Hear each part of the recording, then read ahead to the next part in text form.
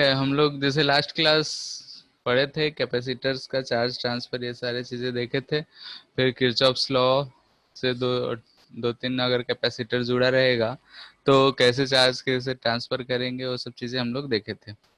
अब है हमारा ग्रुपिंग ऑफ कैपेसिटर्स। ठीक है, यानी कि सीरीज और पैरेलल के बारे में होगा।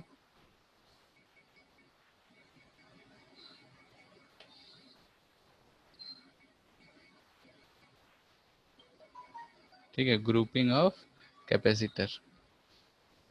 ग्रुपिंग का मतलब होता है कि अगर हमको एक से ज़्यादा अगर कैपेसिटर रहा तो हम उसको कैसे कनेक्ट कर सकते हैं। तो मान लेते हैं कि हमारे पास ऐसे 3 कैपेसिटर दे रखे हैं। ठीक है, ये C1 है, ये C2 और इसको बोल रहे हैं C3। तो इसको हम लोग कैसे कनेक्ट कर सकते हैं, सबका दो दो टर्मिनल्स है। तो हो सकता है कि हम इसको ऐसे कनेक्ट कर दें, एंड टू एंड, यानी कि एक एंड यहाँ खत्म हुआ तो यहाँ से हम दूसरे कैपेसिटर को जोड़ दें, फिर यहाँ से हम तीसरे कैपेसिटर को जोड़ दें। तो ऐसे कनेक्शन को हम लोग बोलते हैं एंड टू एंड कनेक्शन। ठीक है, एंड टू एंड कनेक्शन, और ऐसे कनेक्शन को हम लोग बोलेंगे सीरीज कनेक्शन। ठीक है, यानी कैपेसिटर्स जो है सीरीज में कंबाइंड है। या फिर हो सकता है कि हम इसको दो टर्मिनल्स थे, इन्हीं के बीच में हम सबको जोड़ दें, यानी कि एक ऐसा जोड़ दें, इसको ऐसे जोड़ दें, और फिर इसको ऐसे जोड़ दें। यहाँ से हमको क्या दिख रहा है कि ये दोनों जो है, मान लेते हैं ये ए पॉइंट है, ये बी पॉइंट है, दो ही टर्मिनल्स के बीच में ये तीनों के तीनों कैपेसिटर्स जुड़े हुए हैं। तो ऐसे कनेक्शंस को हम लोग बोलते हैं पैरेलल कनेक्शन। पता नहीं वो पता है एक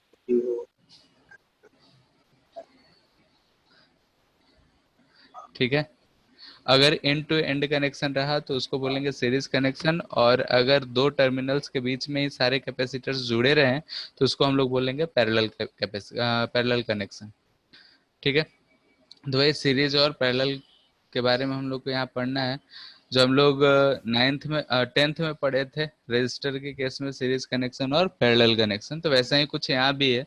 तो हम पहले यहाँ पे देखते हैं सीरीज में क्या होगा।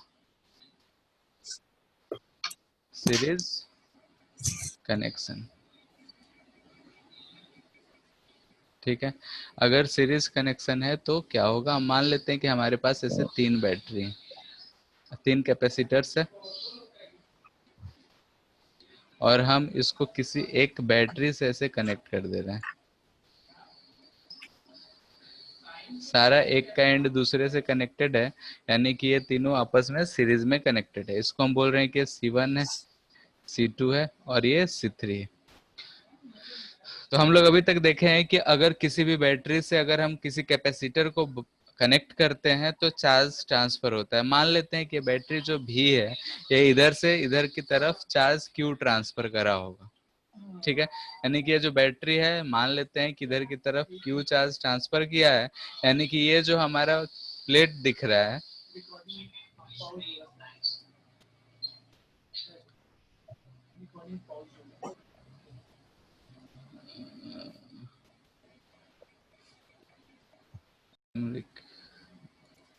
ठीक है, जैसे कि अगर हम मान लेते हैं कि यहाँ पे भी है, जो बैटरी है हमारा क्यू चार्ज ट्रांसफर कर रहा है, तो यहाँ पे ये जो हमारा प्लेट दिख रहा है, यानी कि C1 का ये जो लेफ्ट साइड का प्लेट दिख रहा है, इस पे ये क्यू चार्ज आके डिपॉजिट हो जाएगा, और प्लस माने हैं तो यहाँ पे प्लस क्यू चार्ज होगा। अगर इस प्लेट पे प्लस क्यू चार्ज होगा तो इधर राइट साइड वाले पे इंडक्शन की वजह से यहाँ पे माइनस क्यू चार्ज आएगा। और चूंकि अगर हम ये देख रहे हैं कि ये दोनों प्लेट्स जो हैं आपस में कनेक्टेड है, तो पहले ये न्यूट्रल था दोनों मिलके, अभी भी क्या रहना चाहिए, न्यूट्रल ही। तो यहाँ पे माइनस क्यू होगा तो इस पे क्या आ जाएगा, प्लस क्यू, क्योंकि चार्ज और कहीं ट्रांसफर हो नहीं रहा है, इन्हीं दोनों के बीच में ही रह रहा है, क्योंकि इधर एयर है इधर एयर है, तो चार्ज हवा में उड़ के जा नहीं रहा है। यानी कि अगर ये दोनों प्लेट्स आपस में कनेक्टेड है तो इस पे हम बोले इंडक्शन के कारण माइनस क्यू आया, यानी कि अगर ये वायर से कनेक्टेड है तो इस पे चार्ज प्लस क्यू आया होगा। चार्जिंग बाई कंडक्शन हम लोग पढ़े थे वैसे। अगर फिर इस पे प्लस क्यू तो इस पे माइनस क्यू, और इस पे माइनस क्यू, तो फिर से अगर हम इन दोनों प्लेट्स को देखेंगे तो इस पे हमको प्लस क्यू दिखेगा और इस पे माइनस क्यू दिखेगा, यानी कि चार्ज हम मान रहे हैं किधर से इधर आ गया। एक्चुअली में हो क्या रहा है, ये चार्ज हम माने ये ट्रांसफर किया होगा तो इस पे आया, इंडक्शन से इस पे प्रोड्यूस हुआ माइनस क्यू, और ये दोनों जो थे आपस में कनेक्टेड थे तो कंडक्शन की वजह से इस पे प्लस क्यू, फिर इंडक्शन से माइनस क्यू, फिर कंडक्शन से प्लस क्यू। ऐसे हम कह सकते हैं कि सर्किट में जितना चार्ज यहाँ से गया था उतना ही चार्ज इसको वापस ऐसे लौट के आ रहा है। यानी कि यहाँ से हमको क्या समझ में आ रहा है कि अगर कैपेसिटर कैसा भी हो, कितना भी कैपेसिटेंस का कैपेसिटर हो, अगर हम उसको सीरीज में कनेक्ट करे होंगे, यानी कि चार्ज जो ट्रांसफर होगा वो सेम होगा सारे से। यानी कि बोल सकते हैं कि in series connection charge will be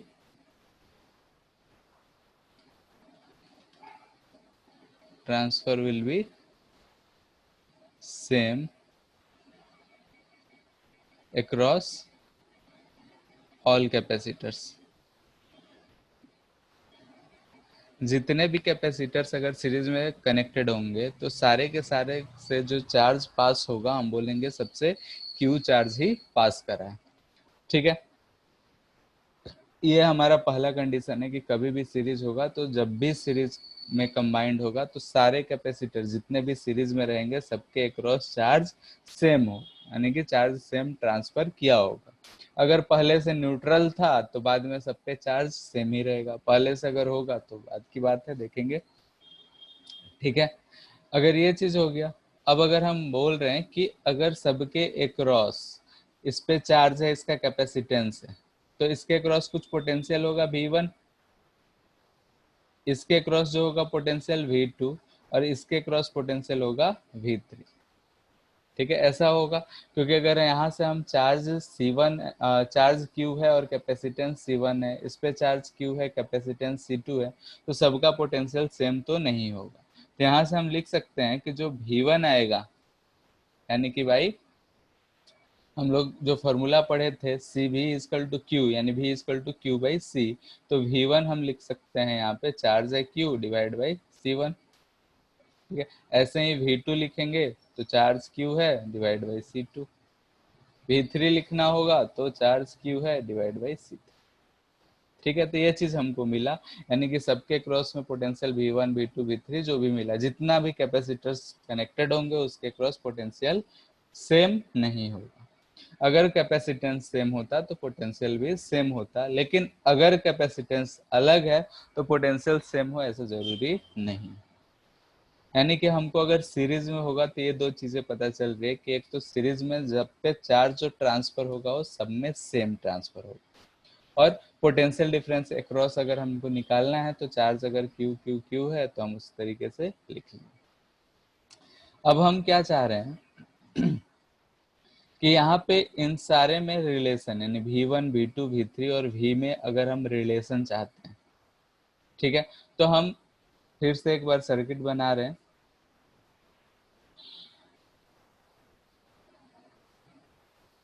ऐसा हमारा सर्किट है।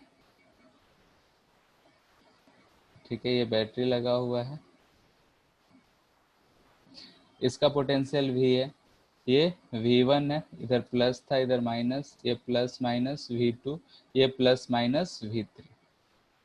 ठीक है, आगे चल के हमको क्या करना है कि ये तीनों कैपेसिटर्स को हटा के हमको एक ऐसा सर्किट बनाना है कि हम तीनों कैपेसिटर्स की जगह पे सिर्फ एक ही कैपेसिटेंस से काम चला ले, एक ही कैपेसिटर से काम चला ले, जिसका कैपेसिटेंस जो होगा हम बोल रहे हैं C इक्विवेलेंट होगा, पोटेंशियल V ही होगा। तो जब ऐसा कनेक्शन दिखेगा, ठीक है, तो चार्ज कितना ट्रांसफर हुआ होगा, क्यू ही, बैटरी क्यू चार्ज ट्रांसफर किया है तो अभी भी चार्ज क्यू ही ट्रांसफर होगा, इस पे प्लस क्यू इस पे माइनस क्यू।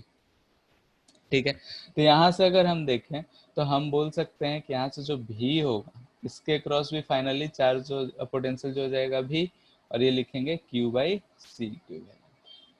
ठीक है, तो यहाँ से V1 V2 V3 मिल गया और यहाँ से हमको V मिल गया।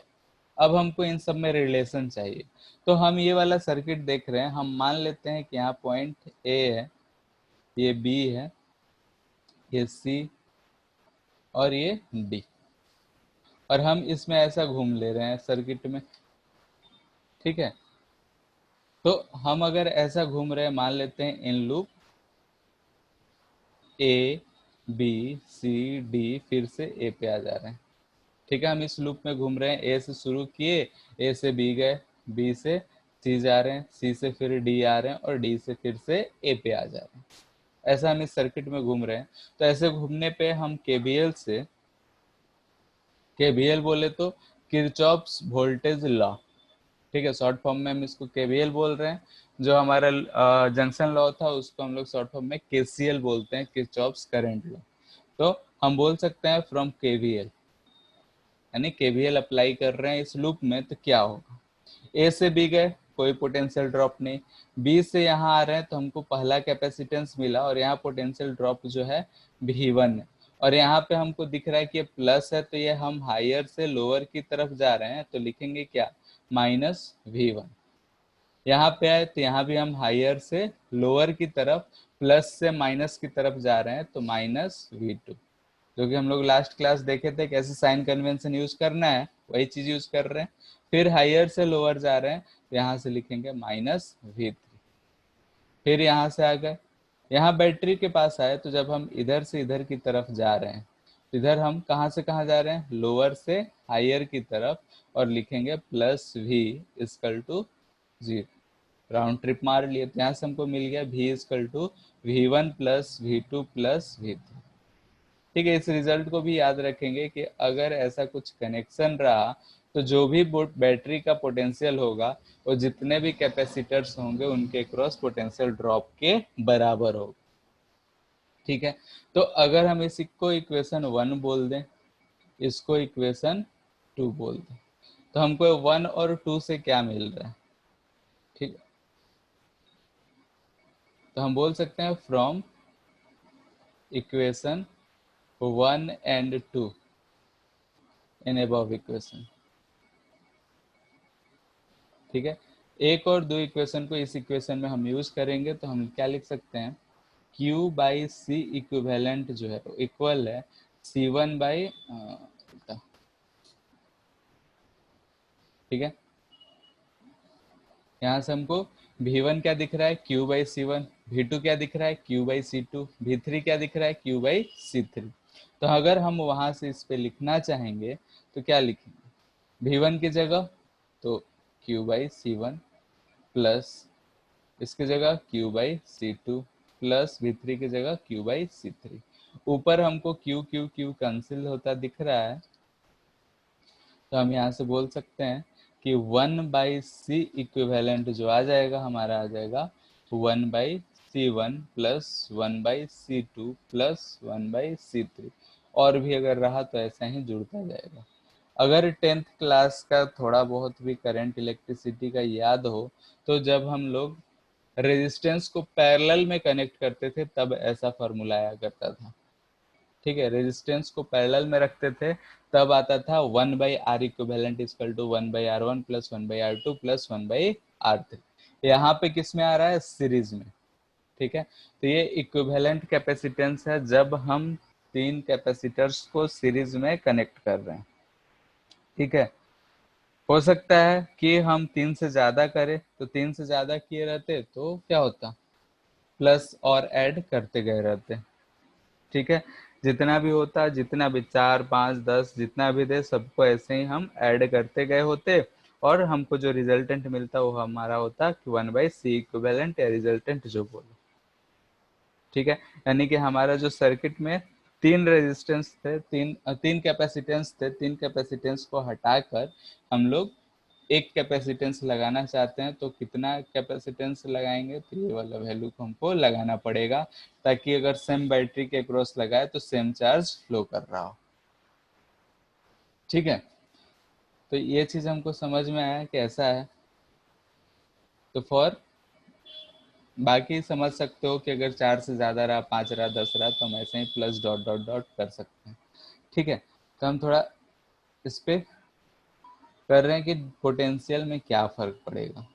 जैसे कि हमारे पास ऐसा कैपेसिटर था, ऐसा था, ठीक है।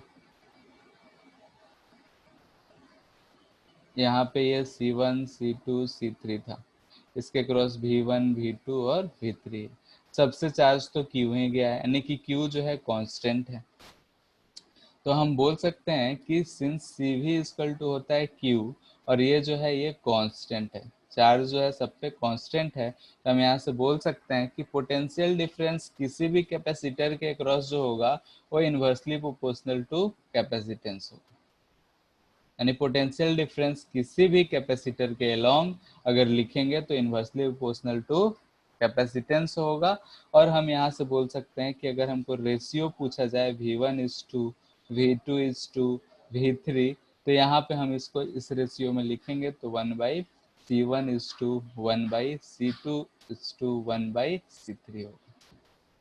ठीक है, ऐसे लिख सकते हैं। अगर हमको चार्ज पता है तो हम डायरेक्टली V1 सकते हैं Q/C1, V2 निकाल सकते हैं Q/C2। लेकिन अगर हम चार्ज का यूज नहीं करना चाहते हैं तो हम इस फॉर्मूले को यूज कर सकते हैं कि चार्ज जो होगा वो इन्वर्सली प्रोपोर्शनल टू कैपेसिटेंस होगा। और अगर ऐसा हुआ तो हम लोग ऐसे लिख सकते हैं। अगर ऐसे लिख सकते हैं और हमसे कोई बोले कि V1 का वैल्यू बताओ, तो ऐसा जब रेशियो होता है तो हम कैसे सॉल्व करते हैं, कोई भी बताओ क्या आ जाएगा। ऐसे में अगर हमको रेशियो दे दिया जाए और V1 का वैल्यू पूछा जाए तो हम कैसे लिखते हैं, लिखने का तरीका है। हाँ बोलो। V1 1/C1 हाँ, 1/C1 सब डिवाइडेड बाई सबका सम, सब ऐसे लिखते हैं। और यहाँ मल्टीपल में कुछ आता है V1 plus V2 plus V3। V3 और ये चीज क्या रिप्रेजेंट कर रहा है, इस बैटरी का पोटेंशियल। yes यहाँ से अगर ध्यान से देखो तो ये नीचे वाला टर्म क्या है, C इक्विवेलेंट है, तो ये 1/C इक्विवेलेंट आएगा। तो इसको हम ऐसे लिख सकते थे C equivalent by C1 × V, ये आ जाएगा V1।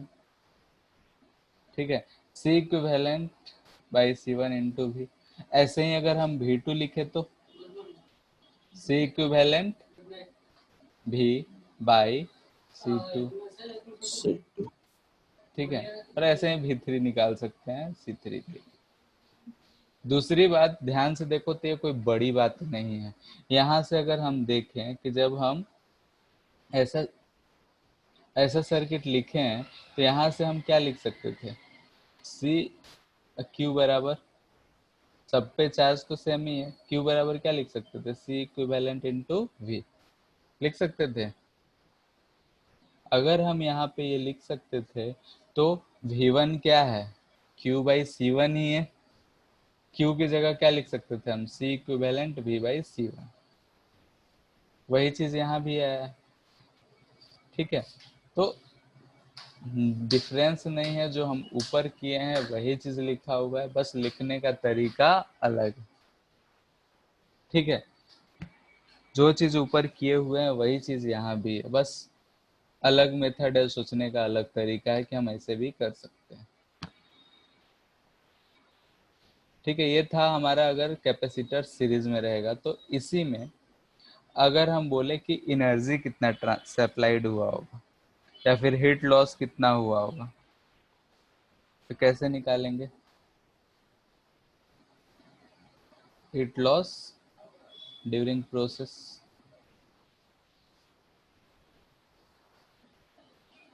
ठीक है, अगर सीरीज में कनेक्ट करें तो हीट लॉस कितना होगा। तो हीट लॉस निकालने का हमारा फॉर्मूला था कि कितना एनर्जी बैटरी सप्लाई कर रहा है, और फिर उसमें से हम लोग फाइनल एनर्जी सब्ट्रैक्ट कर दे रहे थे। इनिशियल एनर्जी सब पे चार्ज जीरो है तो इनिशियल एनर्जी जीरो होगा, यानी कि हम सिर्फ फाइनल एनर्जी को सब्ट्रैक्ट कर देंगे। तो हम पहले निकाल लेते हैं कि एनर्जी सप्लाइड बाय बैटरी कितना होगा, सप्लाइड बाय बैटरी। बैटरी ने कितना एनर्जी सप्लाई किया होगा, क्यू चार्ज ट्रांसफर किया है, पोटेंशियल भी है, तो क्यू भी एनर्जी stored initially कितना होगा बोलो? इनिशियल कितना है स्टोर्ड एनर्जी है? कैपेसिटर पे किसी पे कोई चार्ज था? नहीं था, यानी किसी के क्रॉस पोटेंशियल नहीं था, यानी कि क्यू इनिशियल जो है सब पे जीरो है, तो इनिशियली एनर्जी स्टोर्ड भी जो होगा वो जीरो होगा। ठीक है, ऑन कैपेसिटर। और एनर्जी स्टोर्ड फाइनली क्या होगा?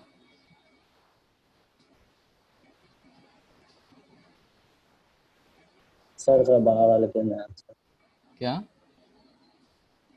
राइटिंग से अच्छा से दिखता नहीं।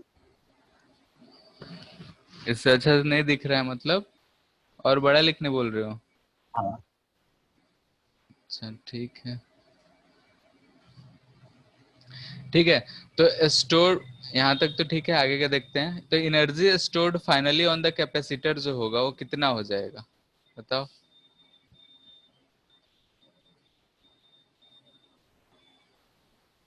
इनिशियल तो जीरो है, फाइनली सब पे चार्ज कितना है? क्यू, क्यू ही है ना, या फिर V1 लिखो।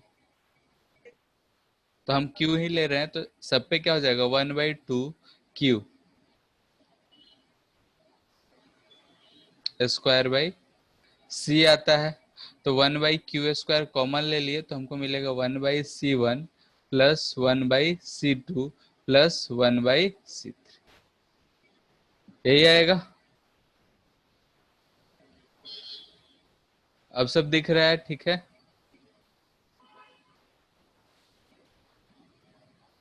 हेलो, नहीं सर दिख रहा है।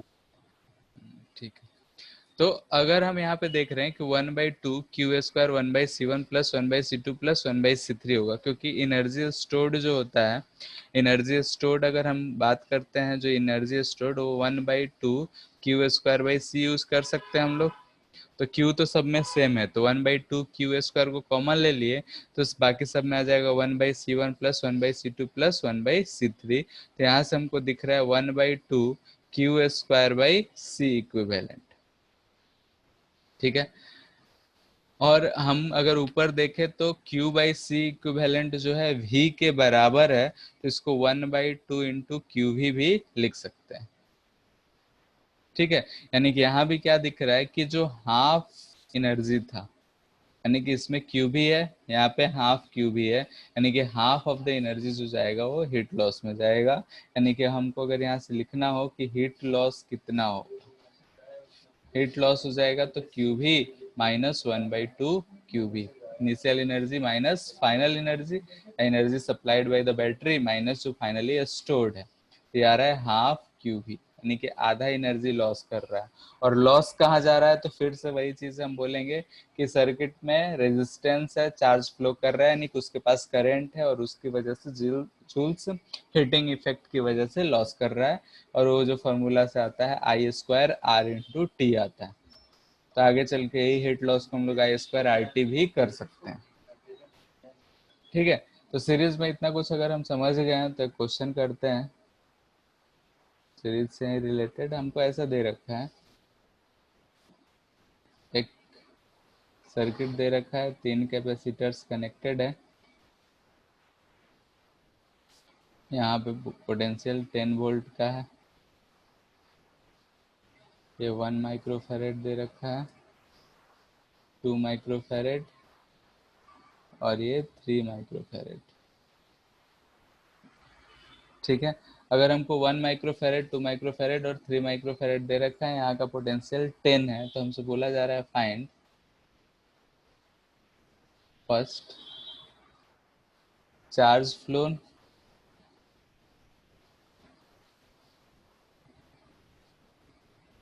Through circuit.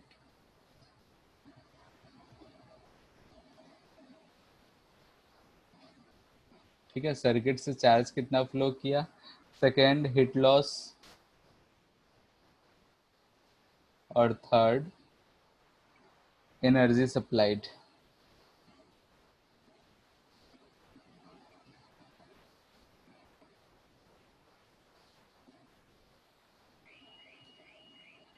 ठीक है, फाइंड करो।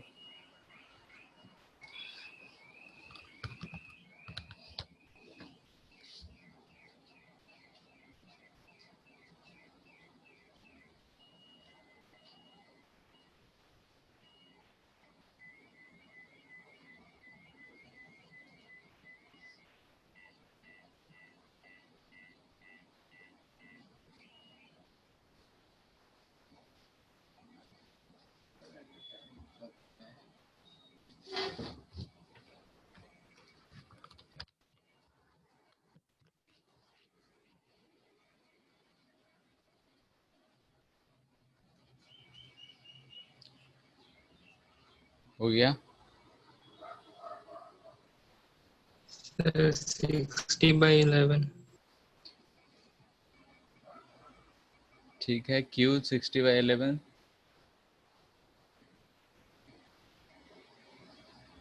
इजी है।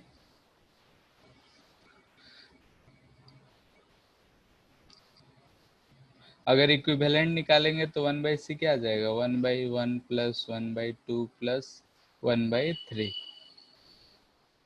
नीचे आ जा रहा है 6, 3 प्लस 2 5, 6 11। तो C इक्विवेलेंट जो आ गया हमारा 6/11। ये तो सब फाइंड कर लिए होगे, ठीक है।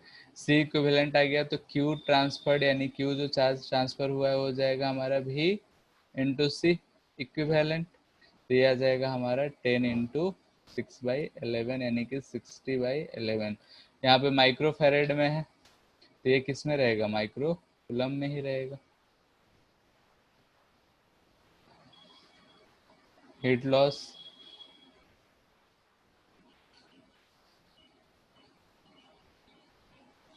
लॉस कितना हो रहा है? हाफ, तो 1/2 इंटू क्यू कितना ट्रांसफर आया? तो 60/11 इंटू भी कितना है? 10। तो ये कितना आ जाएगा? माइक्रो है तो माइक्रो जूल में ही आंसर आएगा, 300/11।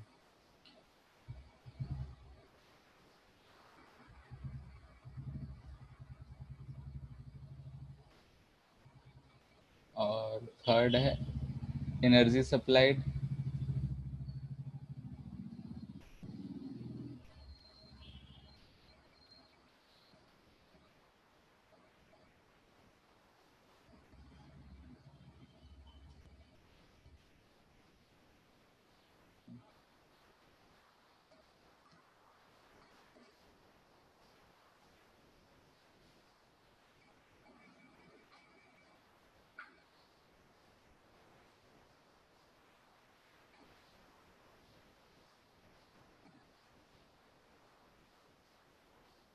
एनर्जी सप्लाइड क्या हो जाएगा? हीट लॉस का डबल।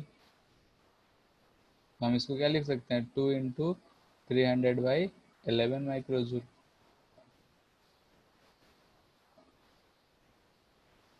ठीक है, एक चीज हम कैलकुलेट कर चुके हैं तो बाकी फिर से इसको क्यों कैलकुलेट करें? उसका डबल होता है, यूज कर ली।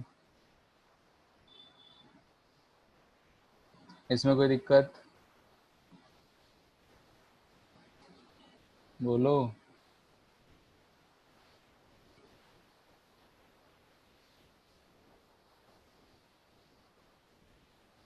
ठीक है, तो नेक्स्ट देखते हैं हम लोग पैरेलल कनेक्शन। पैरेलल कनेक्शन हो जाएगा तो फिर कंबाइंडली चलेगा, क्वेश्चंस करेंगे सबका। तो नेक्स्ट है हमारा पैरेलल कनेक्शन। तो पैरेलल कनेक्शन में हम लोग देखें कि जो हमारा कैपेसिटेंस है उसको हम लोग को ऐसे कनेक्ट करना पड़ रहा है, यानी कि अगर टर्मिनल है इस पे ऐसा, थोड़ा स्पेस देते हैं।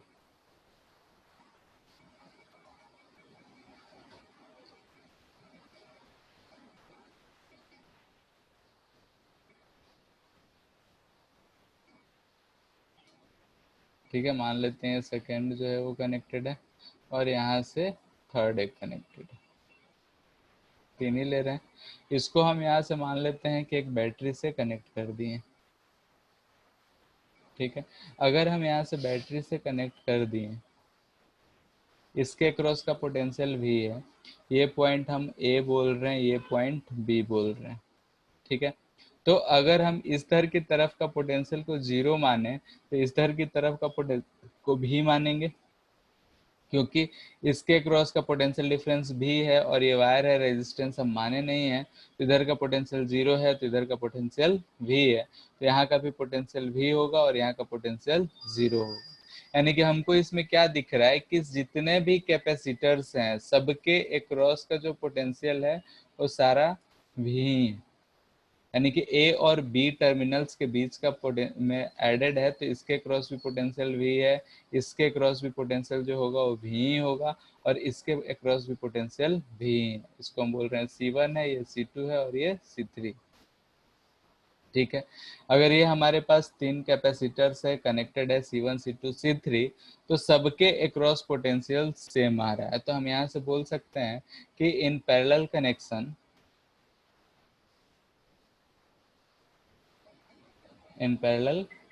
कनेक्शन पोटेंशियल जो होगा across all capacitors will be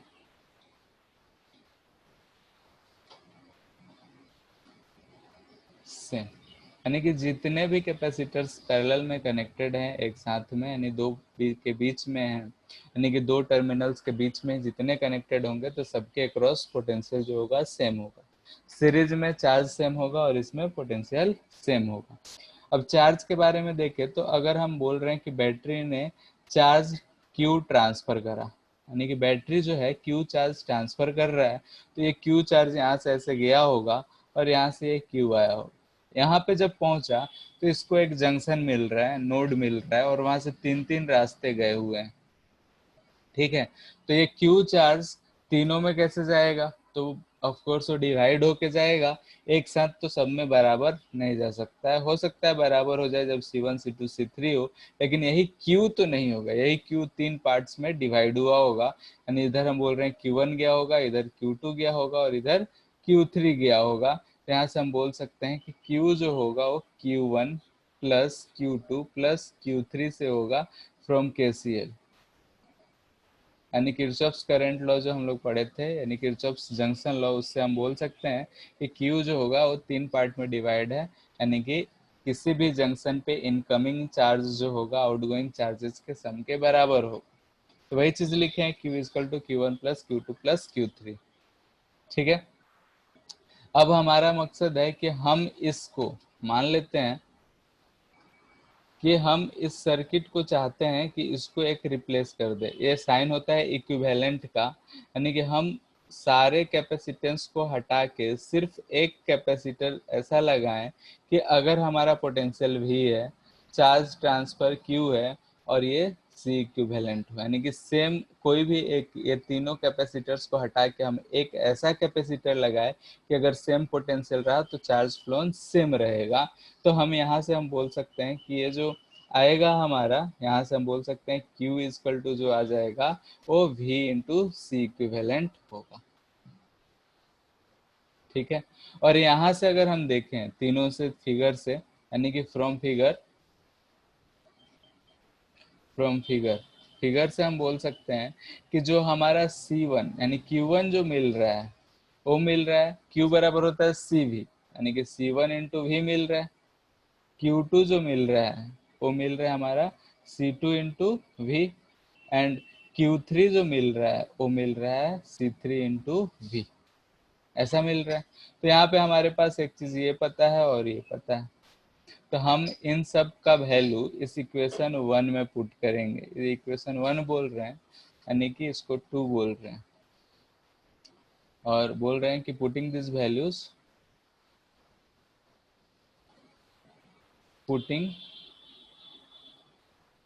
values in equation 1। अगर इक्वेशन 1 में पुट कर रहे हैं इन सब वैल्यूज को तो हमको क्या मिलेगा बताओ।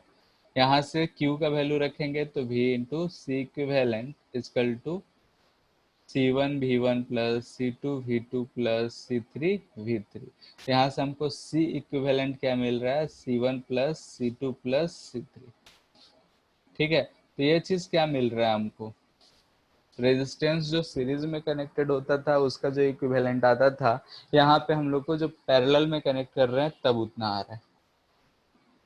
ठीक है, हम लोग पिछले केस में सीरीज में कनेक्ट करे थे, तो सीरीज में रेजिस्टेंस का उल्टा आ रहा है, इसमें रेजिस्टेंस का पैरेलल वाले केस में जब कैपेसिटर को पैरेलल में कनेक्ट कर रहे हैं तब जो हमारा सॉल्यूशन आ रहा है वो रेजिस्टेंस को सीरीज में कनेक्ट करने के वक्त आया करता था, यानी कि आर इक्विवेलेंट होता था R1 plus R2 plus R3। तो इस बात को ध्यान में रखना है कि जब पैरेलल में रहेगा तो C1 plus C2 plus C3, और जब सीरीज में रहेगा तो 1/C equal to 1/C1 plus 1/C2 plus 1/C3।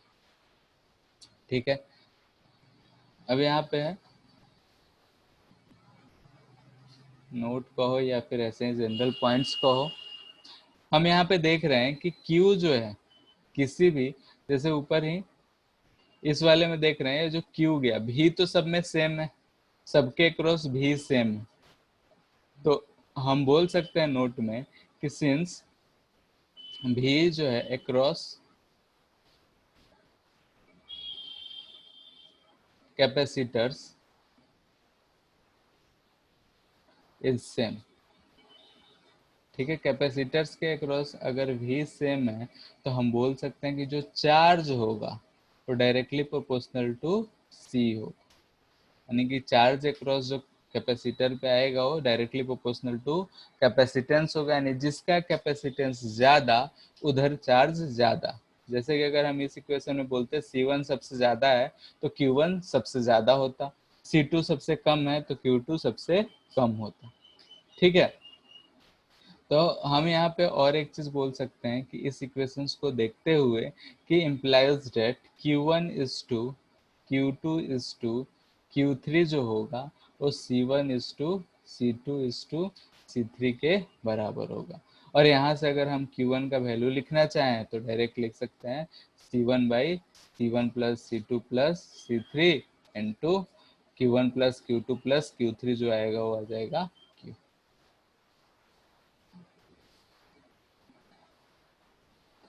ठीक है,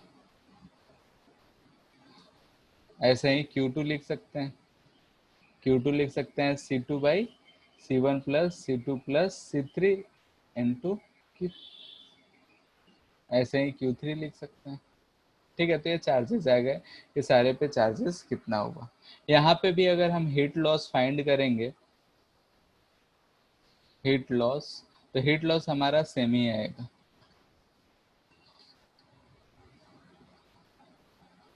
ठीक है, हीट लॉस अगर हम फाइंड करेंगे तो हम हीट लॉस फाइंड करना चाह रहे हैं तो एनर्जी सप्लाइड बाय बैटरी पहले लिखते थे, तो इसको लिखेंगे Q into V minus, initially तो स्टोर्ड एनर्जी 0 था, फाइनल क्या होगा, तो फाइनल अगर हम सबका लिखेंगे तो क्या लिखेंगे बताओ, चलो अलग से ही लिख लेते हैं, सॉल्व भी कर लेते हैं।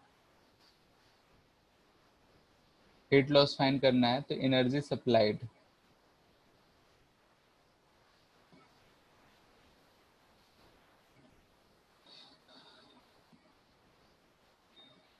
ठीक है, एनर्जी सप्लाइड बाय बैटरी, तो ये तो हमारा Q इंटू वी आएगा। ठीक है, energy stored in capacitor, finally बोल रहे हैं, तो सबके क्रॉस भी जो है सेम है, तो 1/2 हमारा एक फॉर्मूला आता था CV², तो भी सेम है तो V² C1 plus C2 plus C3, और ये हमारा इक्विवेलेंट दिख रहा है C इक्विवेलेंट। ठीक है, और C इक्विवेलेंट तो हम यहाँ से लिख सकते हैं 1/2 V² इंटू C इक्विवेलेंट, और यहाँ से हमको क्या दिख रहा है कि V इंटू सी इक्विवेलेंट जो है Q के बराबर है, तो हम यहाँ से बोल सकते हैं कि ये जो होगा हाफ Q इंटू वी के बराबर होगा। ठीक है, तो ये जो था हमारा एनर्जी सप्लाइड हुआ, ये स्टोर्ड हुआ, तो हीट लॉस अगर हमको दिख रहा है तो हम यहाँ से फाइंड कर सकते हैं माइनस हाफ क्यू भी, यानी कि हाफ क्यू भी, यानी कि इस केस में भी अगर हमारा जो एनर्जी सप्लाइड हो रहा है वो हाफ जो है हीट में चला जा रहा है, जितना भी एनर्जी बैटरी ने दिया उसका आधा हीट में चला जा रहा है। और ये सब चीज़ पे हम ज़्यादा अब डिस्कशन इसलिए नहीं कर रहे हैं क्योंकि हम लोग हीट लॉस पूरा सॉल्व कर चुके हैं और पढ़े हो तो इतना बात समझ में आ रहा होगा। ठीक है, इस पे भी एक क्वेश्चन कर रहे हैं,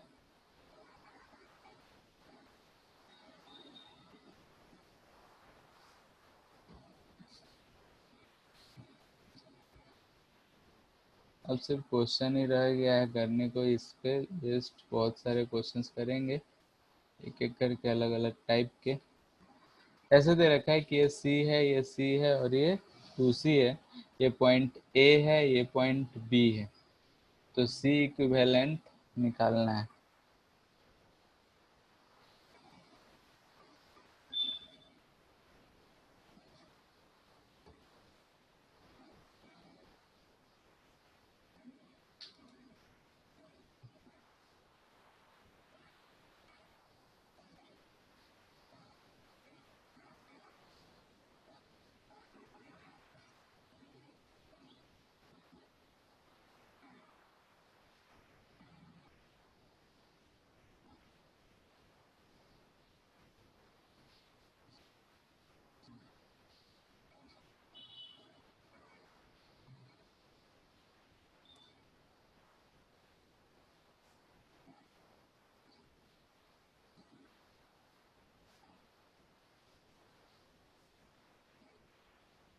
ये आ गया।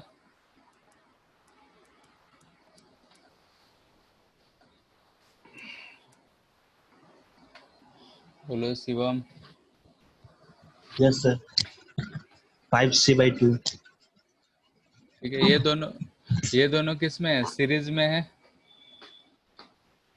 ये दोनों सीरीज में है। इसका अगर कनेक्शन हम निकालेंगे तो क्या आ जाएगा? बोलो 1/c प्लस 1/c। ठीक है, इन दोनों का निकालेंगे तो 1/c इक्विवेलेंट जो आएगा वो आ जाएगा 1/c प्लस 1/c।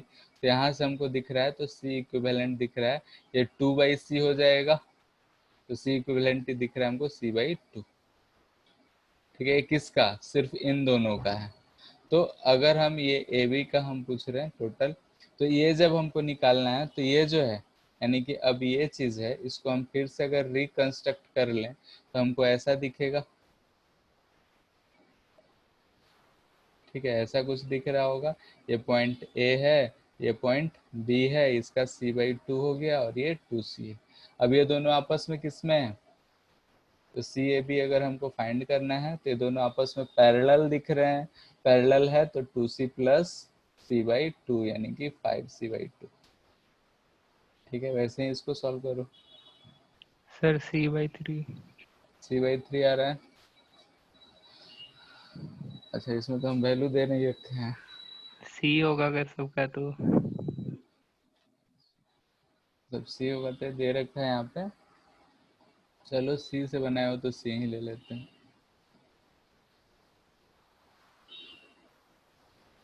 और किसी का?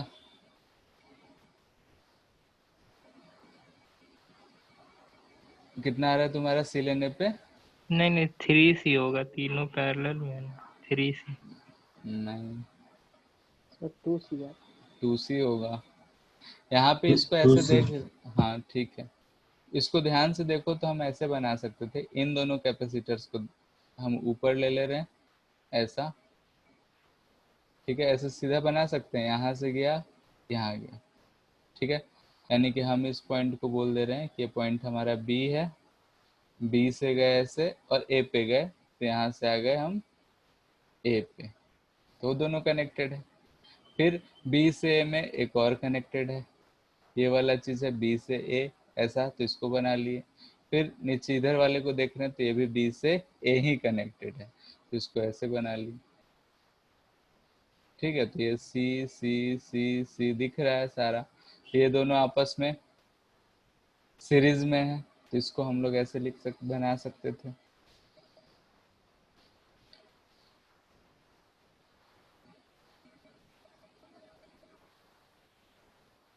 ठीक है, ये दोनों का मिलके क्या हो जाएगा? c/2। यहाँ पे c/2, ये c ही है और ये c/2। अब सारे पैरेलल में है, जोड़ेंगे तो ये 2c आंसर आ जाएगा।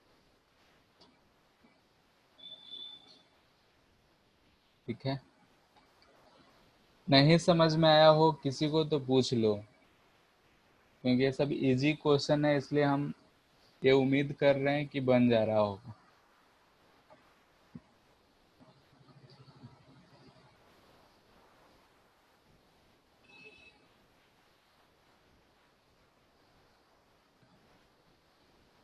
ठीक है, ऐसा दे रखा है। ये 2C है, ये C है, ये 2C,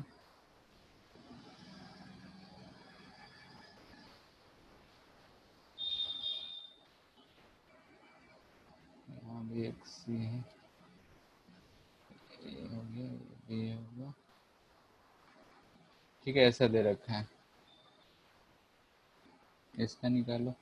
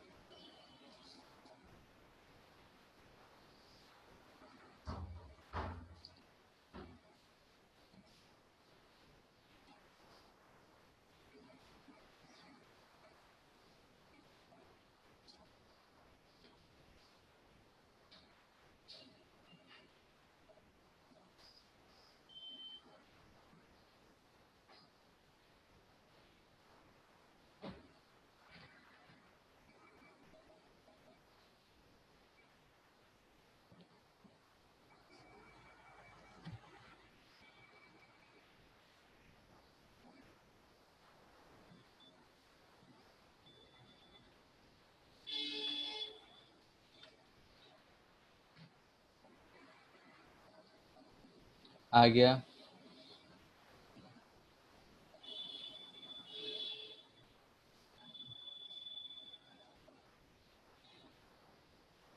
ठीक है, इसको फिर से रिकंस्ट्रक्ट करते हैं, कैसा दिखेगा। Sir 5C/6। 5C/6। और किसी का? 11C/6।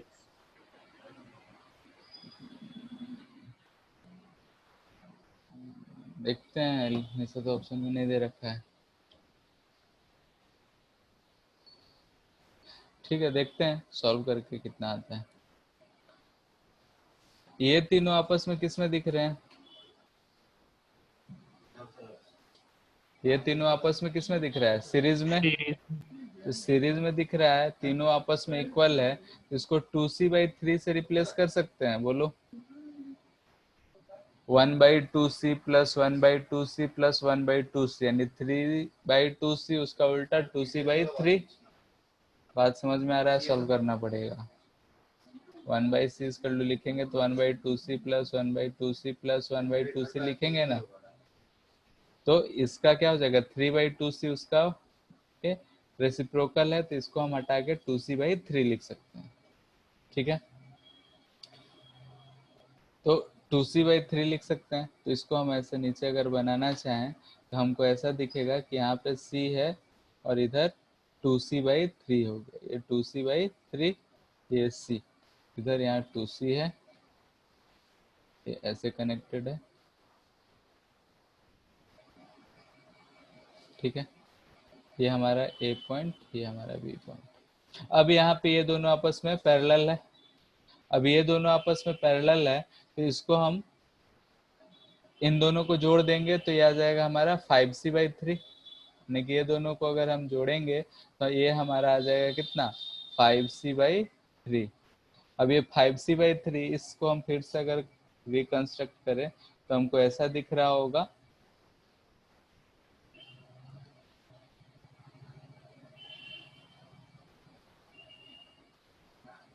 ठीक है, ये आ गया हमारा 5C/3। ये है 2C, और ये फिर से C, ये फिर से C, B, ये हमारा A। ठीक है, अब यहाँ पे ये दोनों आपस में फिर से किसमें होंगे, यहाँ से यहाँ तक ये कनेक्टेड है, ये दोनों आपस में सीरीज में होंगे। तो सीरीज में है तो इन दोनों का अगर हम सॉल्व करते हैं तो क्या आएगा,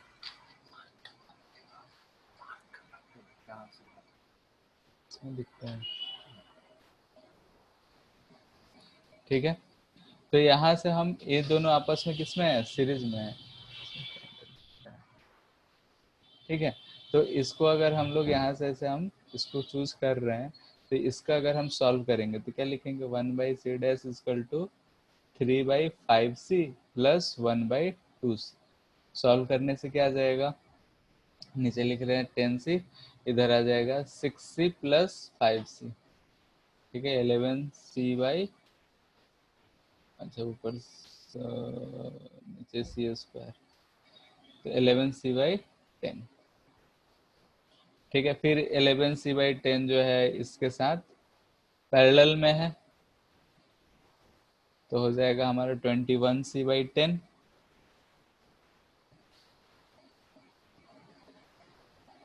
और फिर अच्छा उल्टा, यहाँ से हम लिख सकते हैं c dash equal to 10c/11। ये आ गया हमारा c डैश। ठीक है, तो यहाँ से हम इसको फिर से चाहे तो फिर से रिकंस्ट्रक्ट कर सकते हैं, नहीं तो अगर ध्यान से दिख रहा है तो ये c जो है इसके साथ अब किस में है, पैरेलल में है।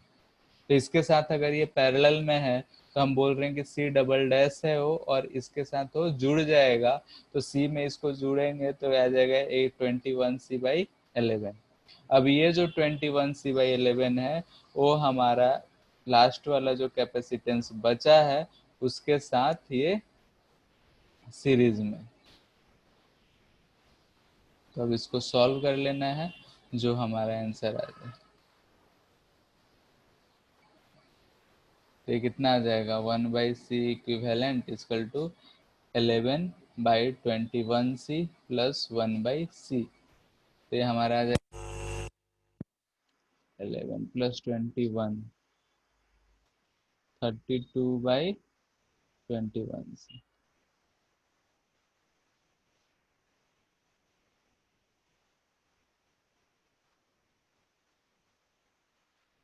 इतना ही आ रहा है, कहीं गड़बड़ है, देख लेना एक बार कैलकुलेशन।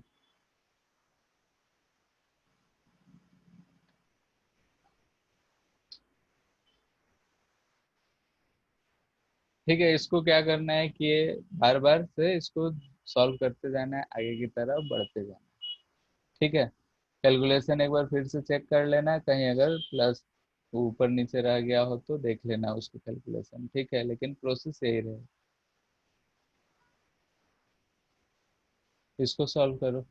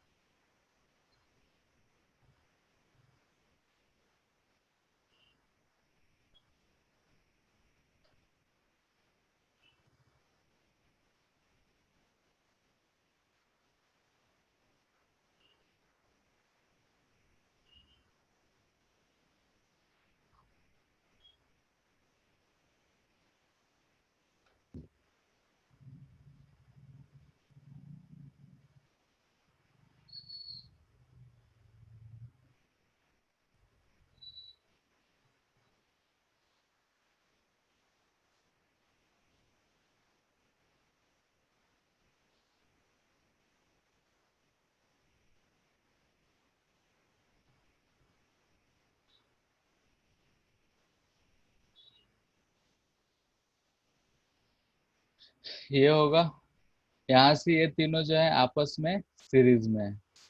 ये जब तीनों सीरीज में है तो इसको सॉल्व करेंगे तो कितना आएगा, फटाफट सॉल्व करो।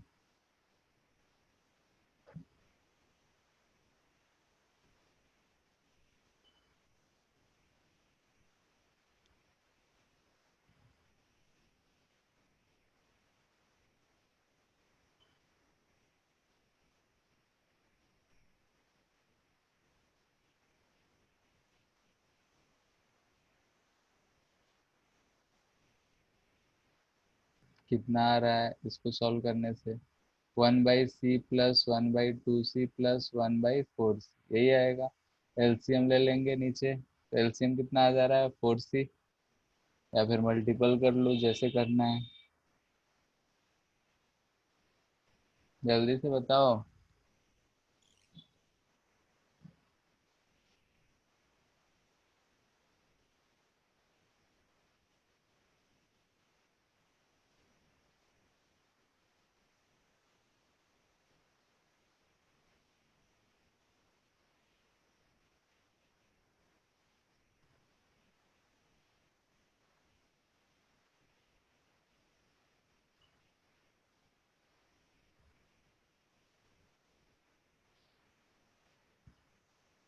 ये आ जा रहा है हमारा 4c/7। वैसे ये बीच वाला कितना आ रहा है? 2c/4। 2c बाई 4 कितना? बाई 4। कितनी? नहीं बीच, नहीं, ये बीच वाला कितना आ रहा है? 6c/11। 3c। बोलो कोई। 6c/11। 6c/11 सबका यही आ रहा है। Yes sir. ठीक है, और ये उसके लास्ट वाला का? 2c/5। 2c/5 सबका आ रहा है। चेक कर लो, क्योंकि हम सॉल्व नहीं कर रहे हैं। यस सर, वही है। ठीक है। अब इसके बाद सारा किस में दिख रहा है? पैरेलल में। पैरेलल में दिख रहा है तो सी इक्विवेलेंट क्या हो जाएगा? सबको ऐड कर देंगे। 4c/7 plus 6c/11 plus 2c/5, जो भी आंसर आएगा वो हमारा आंसर।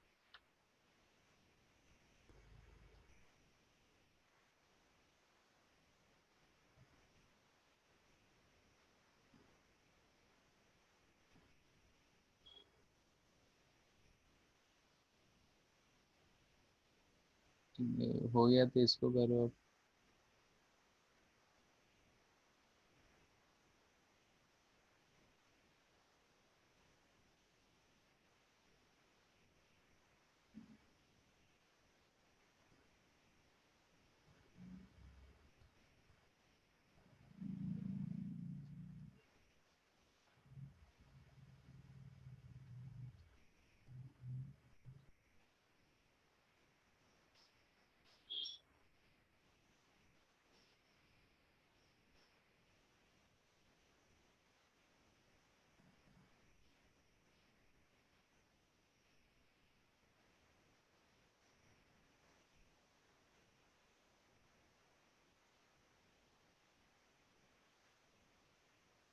A.B है, यानी सी इक्विवेलेंट AB के क्रॉस क्या होगा?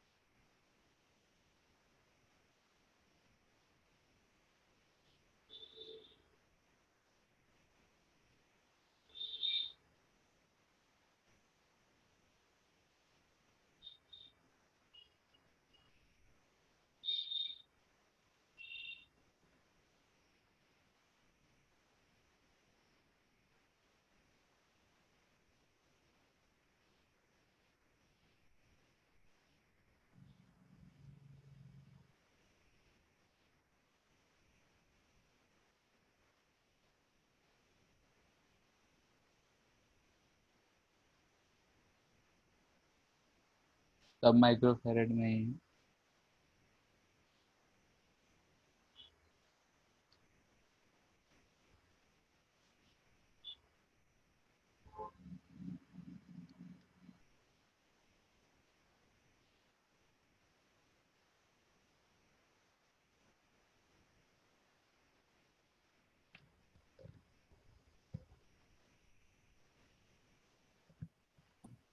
पहला का 5.5। कितना? 5.5। 5.5। और किसी का? दूसरा का क्या बोल रहे हो? आवाज नहीं आ रहा है। तो दूसरा का 3। सेकंड का 3। फर्स्ट का और किसी का आया? बोलो। देखते हैं। इन दोनों पॉइंट्स के बीच में निकालना है हमको। ये दोनों के बीच में, तो ये 6 6 आपस में किस में दिख रहे हैं? सीरीज में। तो 6 6 का क्या हो जाएगा? 3। समझ रहे हो? ये दोनों जो हैं आपस में है 6 6, इसका क्या हो जाएगा? 3। ये 3 और ये 1 आपस में किस में है? पैरेलल में, तो इसका हो जाएगा 4। तो ये जो, अगर हम इसको ऐसे बना सकते हैं कि नीचे 2 है और यहाँ पे ये 4 और 6, कितना बचा? ठीक है, और ये 2 माइक्रोफैरेड है। ये 4 और 6 का अगर निकालना हो तो कितना आ जाएगा? 2.4। 4 और 6 का कितना आ जाएगा?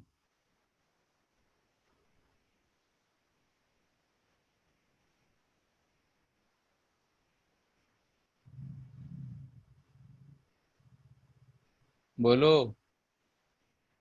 जब भी दो कैपेसिटर रहे तो 1/C = 1/C1 + 1/C2 होता है। तो इसको हम लिख सकते हैं C1 C2/C1 + C2। तो यहाँ से C = C1 C2/C1 + C2 से निकाल सकते हैं।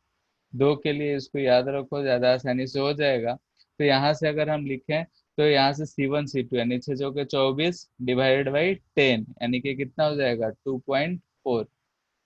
और ये है 2। तो ओवरऑल ये फिर से पैरेलल में है। तो CAB जो हमारा आ जाएगा हो जाएगा 4.4 माइक्रोफैरेड।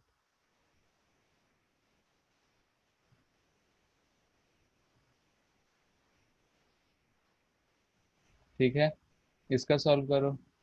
इसका 3 आ रहा है। ऊपर वाले में किसी कोई दिक्कत है तो बोलो।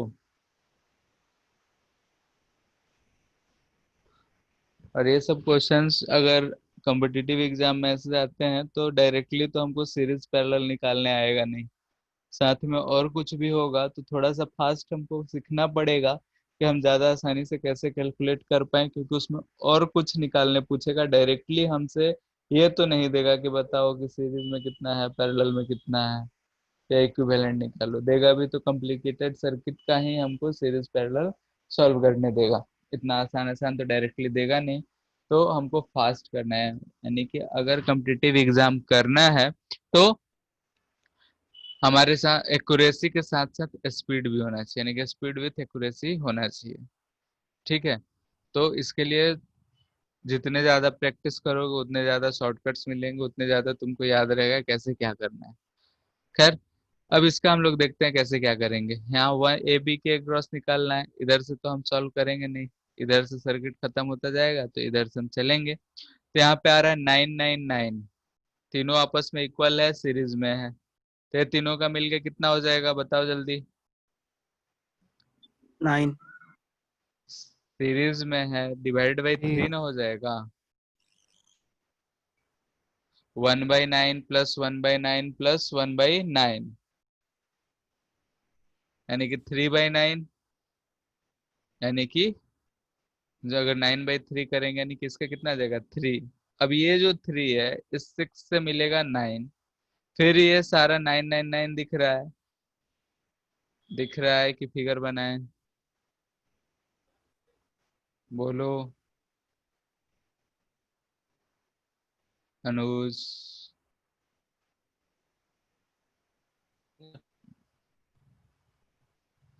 इन तीनों का अगर हम देखेंगे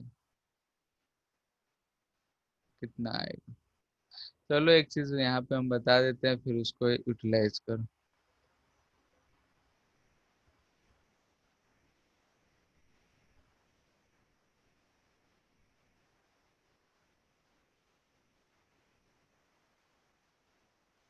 ठीक है,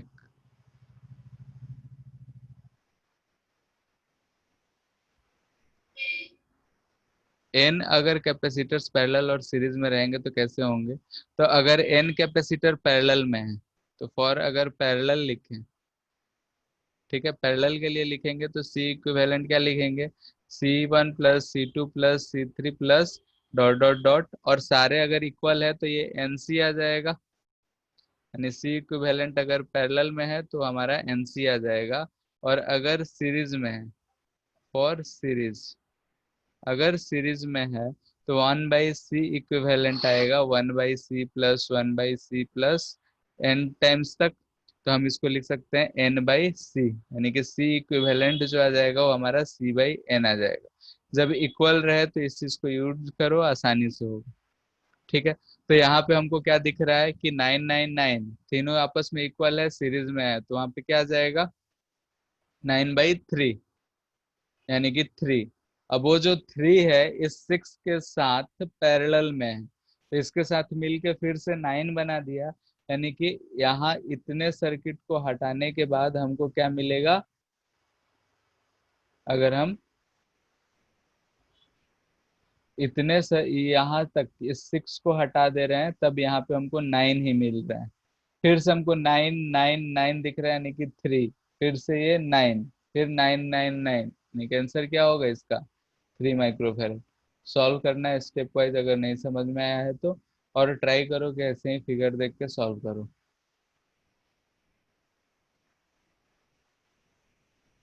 ठीक है,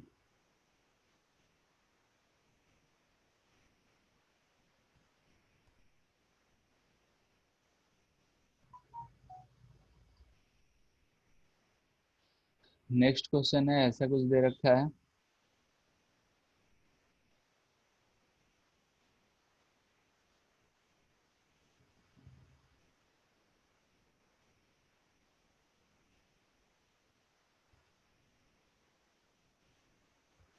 ये पॉइंट है हमारा ए, ये पॉइंट है बी, CAB क्या होगा ये बताना है, सबका कैपेसिटेंस C।